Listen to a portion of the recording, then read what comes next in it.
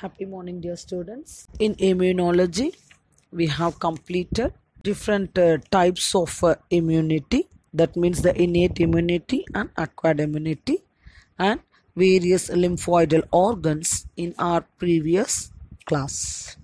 Today, we will discuss about antigen and antibodies and what is the interaction between antigen and antibodies, vaccination and immunization, and then immunodeficiency diseases and tumor immunology. So first we see what is antigen. The term antigen is used in two senses. The first one is to describe a molecule which generates an immune response. Antigen is a molecule which generates an immune response, and the second one is a molecule which reacts with antibodies. So we can define antigen in two different ways: a molecule which generates the immune response, or the molecule which react with the antibodies.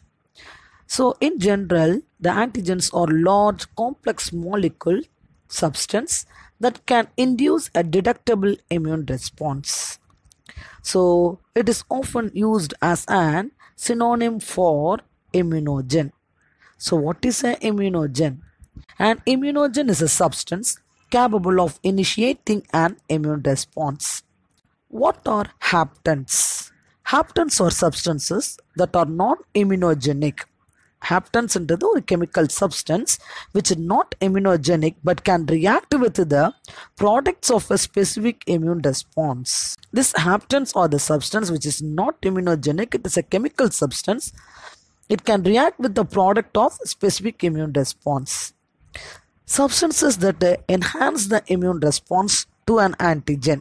So when the substance immune response அதிகப்படுத்துதோ enhance பண்ணுதோ, that is called as adjuvants.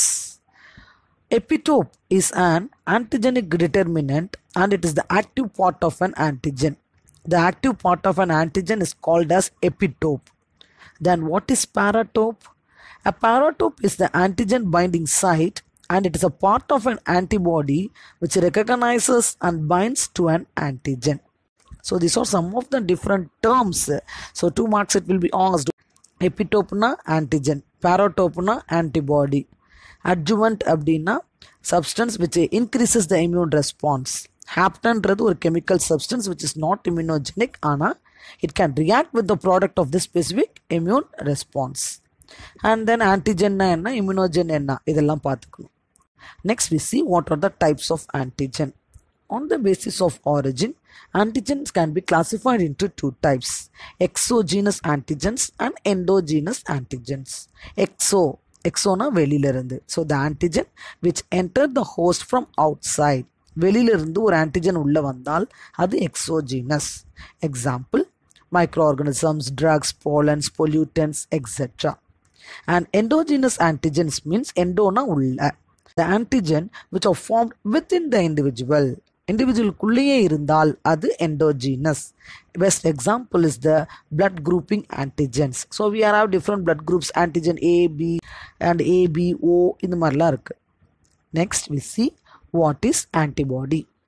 Antibodies are immunoglobulin. Immunoglobulin can be designated as Ig.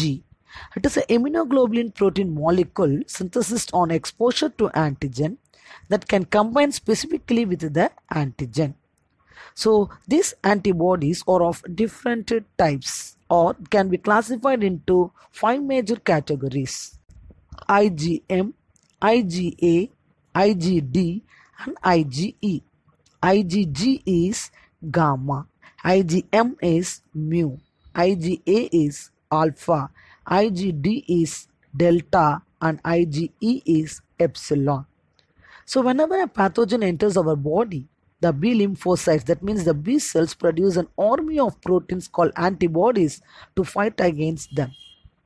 When an antigen enters, the antibody fight against them. So this can be secreted in response to the antigen by the effect of B cells called plasma cells. So this plasma cells produces the antibody when an antigen enters into our body. Right? So in 1950, experiments of Porter and Delman revealed the basic structure of immunoglobulin. So an antibody molecule is a Y-shaped structure that comprises of 4 polypeptide chains, 2 identical light chain L of molecular weight of 25,000 Dalton and 2 identical heavy chains of molecular weight of 50,000 Dalton. The polypeptide chains are linked together by the disulfide bond. One light chain is attached to each heavy chains and 2 heavy chains are attached to each other to form a Y-shaped structure. So one light chain attached to heavy. Light heavy could attach ஆகும். ரெண்டு ஹெவியும் பார்த்தனா Y-shape formல attach ஆகும். Hence an antibody is represented by H2L2. The heavy chains have a flexible hinge region at the approximate middles. In the middle, we can able to see the hinge region between the H chains. Each chain, H and L, has 2 terminals. Terminals means end. They are the C terminal, carboxyl terminal and the amino terminal, that is the N terminal. Each chain, L and H, has 2 regions. There are 2 regions in each chains. One is the variable region, another one is the constant region. Antibodies responding to different antigens. Antibodies different antigens க்கு respond பண்ணுச்சுன்னா அது V region. But constant regionsல antibodies எல்லாமே சேமா இருக்கும். Right? So the each arm of the monomer antibody V region of the light and heavy chain combines to form an antigen binding site shaped to fit a specific antigenic determinant. The C region that forms the stem of the antibody monomer determine the antibody class and serve common functions in all antibodies. So this is the structure and function of antibodies. So what are the functions of immunoglobulin? The functions of immunoglobulins are agglutination, precipitation, opsonization and neutralization. So we will see one by one. Antigen and antibody interaction. So the reaction between antigen and antibody occurs in 3 stages. During the first stage, the reaction involves the formation of antigen-antibody complex. The first stage is antigen-antibody complex. The next stage leads to visible events like precipitation and agglutination. Second stage is precipitation and agglutination. And the last stage includes destruction of antigen, or we can call it as neutralization. So these are the 3 stages that takes place in antigen and antibody interaction. First one is binding of antigen-antibody reaction. The binding force between antigen and antibody is due to 3 factors. They are closeness between antigen and antibody, non-covalent bonds, and affinity of antibody. When an antigen and antibody are closely fitted, antigenum antibodium closer இருந்துச்சுன்னா the strength of binding is great, அதிகமா இருக்கும். When they are apart, antigenum and antibody தூர தூர இருந்துச்சுன்னா the strength is low. The bonds that hold the antigen to the antibody combining site are almost non-covalent in nature. So antigenum antibodium combine ஆகக்கூடிய bond என்ன bond? Non-covalent bond. These include hydrogen bonds, electrostatic bonds, van der Waals forces and hydrophobic bonds. And last is the antibody affinity. It is the strength of the reaction between a single antigenic determinant and a single combining site of an antibody. It is called affinity. The strength of reaction. So what are the applications of antigen and antibody reactions? Number 1, to determine the blood groups for transfusion. It helps to determine the blood group for transfusion, to detect the presence or absence of protein in the serum. Blood serum la protein irka illiyanu therinjikradhukku. And third one, to determine the characteristics of certain immunodeficiency diseases. Different types of antigen and antibody reactions are given. the reaction between soluble antigen and antibody leads to the visible precipitate formation. If the antigen is soluble in antibody, okay, it is called precipitation. The antibodies that bring about precipitate formation on reacting with antigens are called precipitants.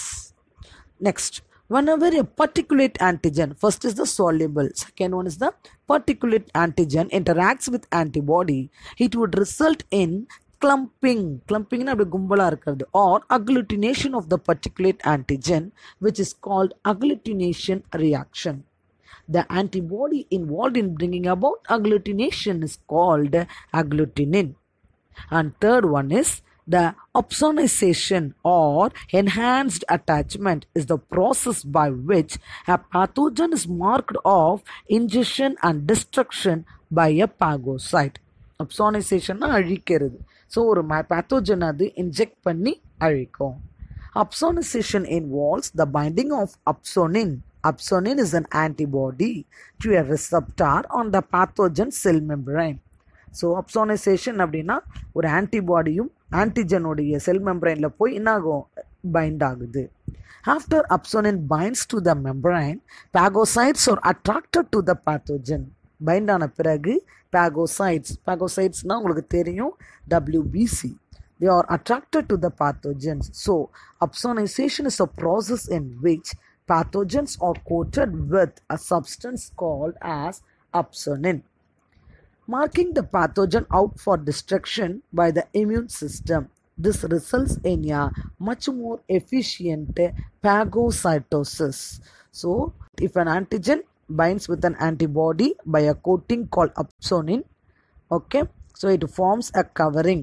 So, அந்த covering இருக்கிறதுனால ஈஸியாக என்ன பண்ணும், அந்த உள்ள இருக்கக்கூடிய ஆன்டிஜனை அழிக்கும். ஓகேவா? Next is by phagocytosis. Next is neutralization. Neutralization reaction are the reactions of an antigen antibody that involve the elimination of harmful effects of bacterial exotoxins or virus by specific antibodies. Neutralization is nothing but elimination of harmful substances. These neutralizing substances are called as antitoxins. So antitoxin கிருமிகளை அழிக்கக்கூடியது. So this specific antibody is produced by the host cell in response to the bacterial exotoxin or corresponding toxoid. Next, we move on to vaccines. What is a vaccine? A vaccine is a biological preparation that provides active acquired immunity at a particular disease. So vaccine ஒரு active acquired immunity வெளிலேருந்து எடுத்துக்கிறோம். Vaccines teach our body how to defend itself when viruses or bacteria invade it. Vaccine deliver only very little amount of inactivated or weakened viruses or bacteria. This allows the immune system to recognize the organism without actually experiencing the disease. Some vaccines need to be given more than once, so it is called as a booster dose, right? To make sure the immune system can overcome a real infection in the future. Vaccines, there are different generations of vaccines. The vaccines are classified into first generation, second and third generation. First generation vaccine is further subdivided into live attenuated vaccine, killed vaccine and toxicoids. I repeat, first generation is further divided into live attenuated vaccine, killed vaccine and toxoids. Live attenuated vaccines use the weakened, that means the attenuated, aged, less virulent form of virus. So example, measles, mumps, rubella vaccine and varicella vaccine, that is a chickenpox vaccine. Second one is the killed. Killed means inactivated vaccines. These vaccines are killed or inactivated by heat and other methods. Example for this is a Salk's polio vaccine. Third one is the toxoid vaccines, which contains toxin or chemicals secreted by bacteria or virus. They make the immune to the harmful effects of the infection instead of to the infection itself. Example for this is DPT vaccine. DPT is diphtheria, pertussis and tetanus. So question will be asked in 1 marks in this first generation vaccines. Second one is the second generation vaccine, which contains the pure surface antigen of the pathogen. Second generation vaccine contain pure surface antigen. Example for this is hepatitis B vaccine. And third generation vaccine contains the purest and the highest potency vaccines, which are synthetic in generation. The latest revolution in vaccine is the DNA vaccine or the recombinant vaccine. Right? Next is vaccination and immunization. So vaccination, what is vaccination? Vaccination is the process of administering vaccine into the body, or the act of introducing the vaccine into the body to produce immune to a specific disease. For example, இப்போ chickenpox வரக்கூடாது, அதுக்கு ஒரு vaccine எடுக்கிறோம் இல்லையா? So polio வரக்கூடாது, vaccine எடுக்கிறோம். So something is administrating to our body to produce the immunity. Next is immunization. Immunization is the process of the body building up immunity to a particular disease. ஒரு குறிப்பிட்ட டிசீஸ்க்கு நம்ம உடம்புல இம்யூனிட்டியை build up பண்ணுறது, that is called as immunization. This immunization describes the actual changes in the body after receiving a vaccine. Vaccines work by fighting the pathogen and then recording it in their memory system to ensure that the next time this pathogen enters the body, it is eliminated very quickly. Next is hypersensitivity or overactive immune response. Some of the individuals are very sensitive to some particles present in the environment. So this is called as allergy. The aggregated response of immune system to certain antigen present in the environment is called as allergy. Allergy பிரிச்சோன்னா allo altered, urge அப்படின்னா reaction. So the reaction is altered. The substance to which an immune system or immune response is produced are called allergens. The substance to which such an immune response is produced are called allergens. சில பேருக்கு சில விஷயங்களில் சென்சிட்டிவான, சில பேருக்கு dust allergy இருக்கலாம் இல்லையா?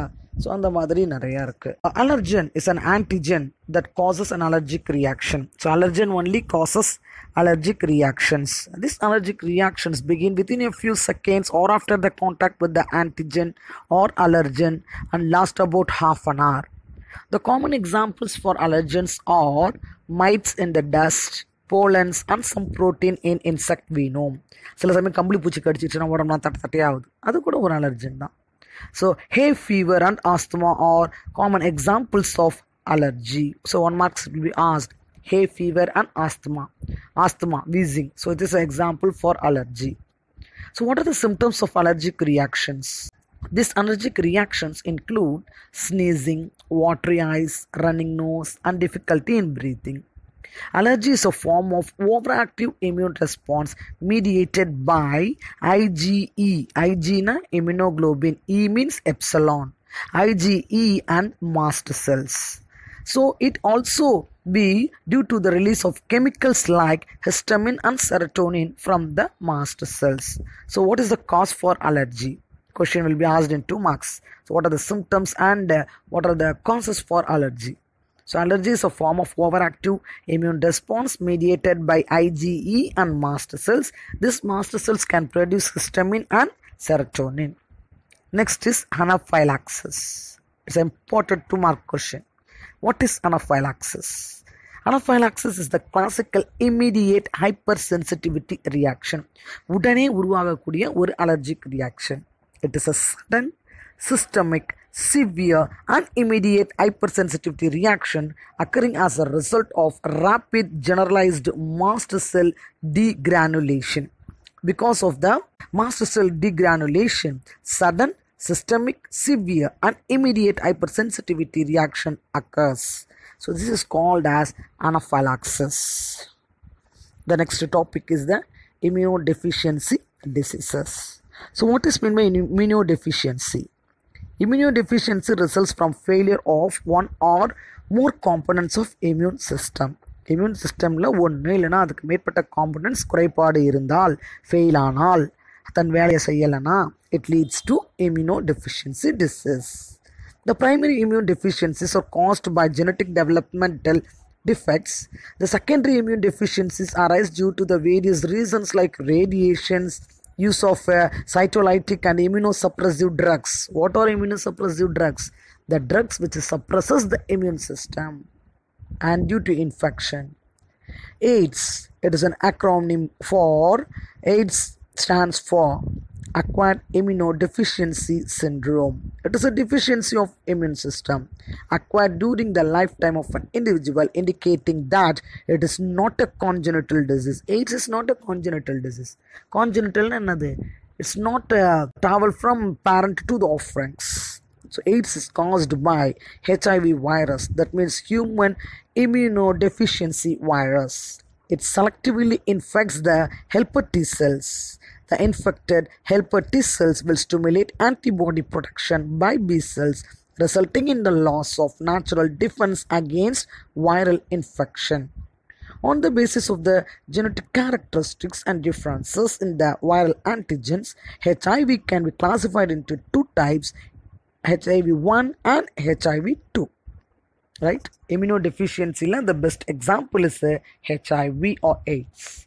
If you see the structure of HIV, the human immunodeficiency virus belongs to the genus lentivirus. When observed under electron microscope, HIV is seen as a spherical virus, 100 to 120 nanometer in diameter, containing a dense core surrounded by a lipoprotein envelope. Central nucleic material, sutti pathana envelope lipoprotein. So the envelope has glycoprotein, that means GP. Glycoprotein means GP. Spikes, which is termed as GP41 and GP120. At the core center, there are two large single-stranded RNA. So அப்போ ஹெச்ஐவியில் DNA இருக்கா, RNA இருக்கா? RNA தான் இருக்குது. Attached to the RNA are molecules of reverse transcriptase. அப்போ RNAல reverse transcriptase attach ஆயிருக்கு. It also contains an enzyme like protease and ribonuclease. The core is covered by a capsid made up of proteins. This central part is covered by a capsid. This is followed by another layer called matrix protein. It is also covered by another layer called matrix protein. How this HIV gets transmitted? HIV is often located within the cells, especially in macrophages. HIV can survive for 1.5 days inside a cell, but only about 6 hours outside a cell. So virusனாலே செல்லுக்குள்ளேயும் இருக்கும், வெளியிலையும் இருக்கும். செல்லுக்குள்ளே எத்தனை நாள் வாழும்? 1.5 days, and outside the cell it remains only 6 hours. The routes of HIV transmission includes the unsafe sexual contact, blood contaminated needles, organ transplant, blood transfusion, and vertical transmission from HIV infected mother to the child. So HIV is not transmitted by insects or by casual contact. After getting into the body of a person, the virus enters into the macrophages, where RNA genome of the virus replicates to form the viral DNA. So RNA genome என்னவா மாறும்? DNA வா மாறுது with the help of the enzyme reverse transcriptase. So this reverse transcriptase only converts the RNA into DNA. This viral DNA gets incorporated into the DNA of the host cells and directs the infected cell to produce the virus particle. The macrophages continue to produce virus and in this way acts like a HIV factory. Simultaneously, HIV enters into the helper T lymphocytes, replicates and produces progeny viruses. The progeny viruses released in the blood attack from the helper T lymphocytes. This is repeated, leading to the progressive decrease in the number of helper T lymphocytes in the body of the infected person. During this period, the person suffers from bouts of fever, அடிக்கடி fever வரும், diarrhea and weight loss. Due to the decrease in the number of these T helper lymphocytes, the person starts suffering from infection and becomes immune deficient and unable to protect against any infection. So RNA DNA மாறுது with help of reverse transcriptase. அங்கிருந்து DNA கூட viral particles develop ஆகுது. அந்த macrophages continue ஆகி அப்படியே நிறைய உள்ள குட்டி ப்ரோகனிஸ் என்டர் ஆகுது. இந்த ஹெச்ஐவி திருப்பி மறுபடியும் டி ஹெல்ப்பர் செல் அஃபெக்ட் பண்ணுது. டி ஹெல்ப்பர் செல் ஃபுல்லாக போய் ரெப்ளிகேட் ஆகி நிறைய ப்ரோகனிஸை உருவாக்கி பிளட்டில் ரிலீஸ் பண்ணுது. பிளட்டில் ரிலீஸ் பண்ணதுக்கப்புறம் இது என்ன பண்ணும், நம்மளுடைய டி லிம்போசைட்ஸ் எல்லாத்தையும் ஃபுல்லாக பாதிக்கப்படுது. இதனால் நம்ம உடம்புல நோய் எதிர்ப்பு சக்தி கம்மியாகும். Right. So how will you test this HIV? Okay, a simple blood test is available that can determine whether the person has been infected with HIV or not. The ELISA test, enzyme-linked immunosorbent assay, detects the presence of HIV antibodies, and it is a preliminary test. The another test, that is the Western blot test, is more reliable and is a confirmatory test. It detects the viral core proteins. If both tests detects the presence of antibodies, the person is considered to be HIV positive. So, how will you prevent this HIV? AIDS has no cure. Prevention of AIDS is the best option. Advocating safe sex and promoting regular checkup, safe blood for transfusion, use of disposable needles, use of condoms during sexual contact, prevention of drug abuse, AIDS awareness program by the National AIDS Control Organization and several organizations. So we have to create a awareness program among people. Right? Next is the autoimmune disorder. So what is autoimmune disease? Autoimmunity is due to the abnormal immune response in which the immune system fails to properly distinguish between self and non-self that attacks its own body. இந்த lesson start பண்ணும்போதே சொல்லியிருக்கேன். Autoimmune டிசீஸ்னால் நம்மளுடைய நோய் எதிர்ப்பு சக்தியை நமக்கு பாதிப்பாக இருக்கும். So this immune system cannot able to distinguish the self and non-self one. So our body produces antibodies. So own bodies, auto antibodies, and cytotoxic T cells that destroy their own tissues. Right? Autoimmunity is evidenced by the presence of autoantibodies and T cells that react with the host antigen. So this can be broadly classified into two. One is namely the organ specific and non-organ specific autoimmune diseases. In organ specific diseases, the autoimmune process is directed mostly against one organ. Organ specific na குறிப்பிட்ட ஆர்கன்ல இருக்கும். The autoantibodies may block the functions performed by the organs. So this example includes the Graves disease. Graves disease na enna theriyum ungalku. So exophthalmic goiter, excess secretion of thyroxine in the blood leads to Graves disease. Right? In non-organ specific disorder, the autoimmune activity is widely spread throughout the body. உடம்பு ஃபுல்லாகவே போயிருக்கும். இதுக்கு best example is the rheumatoid arthritis. முடக்குவாதம், முட்டிக்கு முட்டி வலிக்கும். First முட்டியில் ஆரம்பிக்கும், கை விரல் எங்கெங்கெல்லாம் போன் ஜாயின்ஸ் இருக்குதோ அங்கெங்கெல்லாம் பெயின் கொடுக்கும். ஓகே, இட்ஸ் அ நான் organ specific disorder. Next is the tumour immunology. Tumour அப்படின்னா என்னன்னு தெரியும் உங்களுக்கு. Tumor means is nothing but a group of cells whose growth has gone unchecked. Control பண்ண முடியாது அந்த growth. When a tumor continues to grow and invades the healthy tissue, it is called as cancer. கேன்சர்னா பரவக்கூடியது இல்லையா. Tumour continue ஆகி மற்ற healthy tissues அப்படியே ஃபுல்லாக occur பண்ணுச்சுன்னா that is called as cancer. So they spread to other parts of the body from the tumor and gives rise to the secondary tumor. This is known as a metastasis. So ஒரு செல்லிலிருந்து இன்னொரு செல்லுக்கு பரவுறது. So in normal cells, the cell growth and differentiation is highly controlled and regulated. But in cancer cells, there is a breakdown of these regulatory mechanisms. So normal cells show a property of contact inhibition, which inhibits the uncontrolled growth. Cancer cells do not have this property. As a result, the cancerous cells divide continuously, giving rise to the mass of tissues called tumors. Normal cells என்ன பண்ணும், அடுத்த cells contact ஆகிறத தவிர்க்கும். ஆனால் cancer செல்ஸில் இந்த property இல்லை. So it results in dividing the cells continuously by giving rise to the cells. So how will you deduct this? Okay, when a cell undergoes Maglican transformation, it occurs the surface antigen and may also lose the normal antigens. Both humoral and the cell responses can be observed in this malignancy.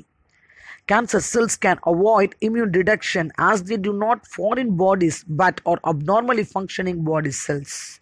This makes them difficult to treat. The concept of immunological surveillance postulates that the primary function of the immune system is to seek and destroy. ஒரு immune சிஸ்டமோட வேலை என்ன, first கண்டுபிடிச்சி அழிக்கணும்.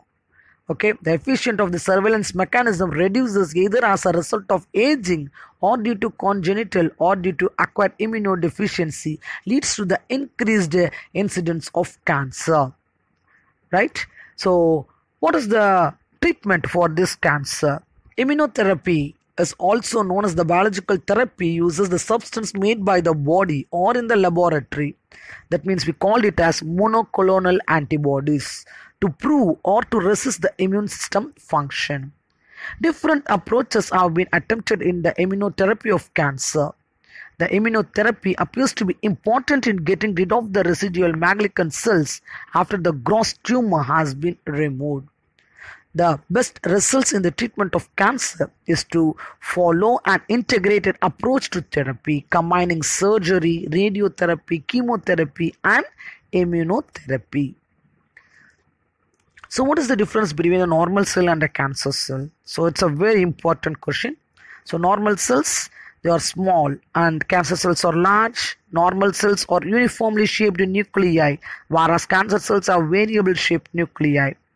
Normal cells relatively large cytoplasmic volume, whereas the cancer cells are relatively small cytoplasmic volume.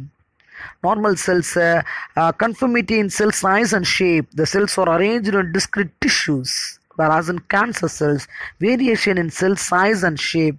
They are disorganized arrangement of cells.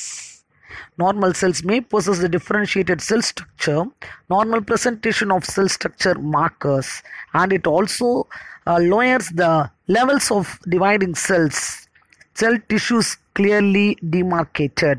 Whereas in cancer cells, loss of normal specialized features and large amount of dividing cells and poorly defined tumor boundaries.